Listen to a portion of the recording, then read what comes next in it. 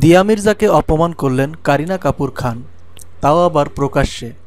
সম্প্রতি ভারতের লক্ষ্ণৌতে একটি অনুষ্ঠানে হাজির হয়েছিলেন কারিনা কাপুর, দিয়া মির্জা এবং নম্রতা। সেই অনুষ্ঠানের নিয়ম অনুযায়ী অভিনেত্রীদের সালোয়ার কামিজ ও তেরঙ্গা দোপাট্টা নিয়ে হাজির হওয়ার কথা ছিল। জানা গেছে, লক্ষ্ণৌর সেই অনুষ্ঠানের নিয়ম অনুযায়ী দিয়া এবং নম্রতা নিজেদের সাজিয়ে তোলেন। কারিনা ছিলেন তাদের চেয়ে ব্যতিক্রমী। সেই অনুষ্ঠানের জন্য তিনি লেহেঙ্গার সঙ্গে ভারী গয়না পরে হাজির হয়েছিলেন। কারিনার পোশাক দেখে দিয়া এবং নম্রতা অবাক হয়ে যান।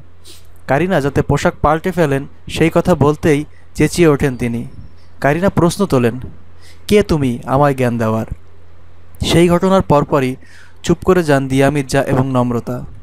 শুধু তাই নয়, কারিনার কাছে অপমানিত হয়ে নিজেকে মেকআপ রুমে বেশ কিছুক্ষণের জন্য বন্ধও করে রাখেন দিয়া। এরপর তার মেকআপ রুমের দরজায় কেউ আঘাত করতে শোনেন। শব্দ শুনে দরজা খুলতেই অনুষ্ঠানের এক কর্মকর্তা তাকে জানতে চান, অনুষ্ঠানে হাজির হওয়ার জন্য দিয়া কি তৈরি? কারিনা জানতে চাইছেন। এরপর দিয়া মির্জার সঙ্গে একই মঞ্চে হাজির হন কারিনা কাপুর এবং এমন ব্যবহার করেন যে কিছুই যেন হয়নি। এসবের পরপরই দিয়া বলেন, কারিনা মিষ্টি মেয়ে এবং ভালো অভিনেত্রী, কিন্তু রেগে গেলে কারিনার জ্ঞান থাকে না বলেও মন্তব্য করেন দিয়া মির্জা। সেলিব্রিটিদের সকল খবরাখবর পেতে আমাদের চ্যানেলটি সাবস্ক্রাইব করুন। ধন্যবাদ।